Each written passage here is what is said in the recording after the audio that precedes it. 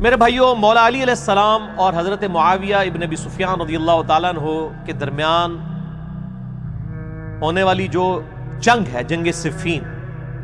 یا اس کے علاوہ بھی جنگ جمل جو ہوئی سیدہ عائشہ، طلحہ و زبیر رضی اللہ عنہم اجمعین کے ساتھ،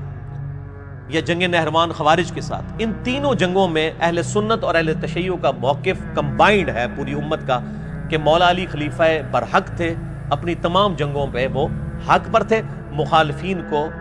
غلطی لگی۔ اب اس میں اختلاف ہے، کوئی کہتا ہے اجتہادی غلطی لگی، کوئی کہتا ہے جان بوجھ کے، اس ٹاپک کو سائیڈ پہ رہنے دیں۔ بہرحال حضرت علی کے حق ہونے پہ سب کے سب لوگ متفق ہیں۔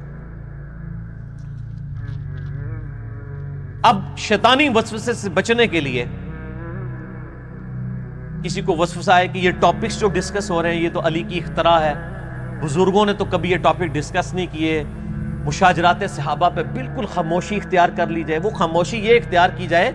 کہ ان کو گالی گلوچ نہ کریں، جو ان ٹاپکس پہ احادیث آئی ہیں اور نبی علیہ السلام نے خود باتیں ارشاد فرمائی ہیں، تو کیا you are trying to teach your prophet? کیا آپ نبی کو خاموش کروائیں گے کہ آپ نے آنے والے جنگوں کے بارے میں جو کچھ یہ کہا ہے آپ کو نہیں کہنا چاہیے تھا؟ نعوذ باللہ من ذالک۔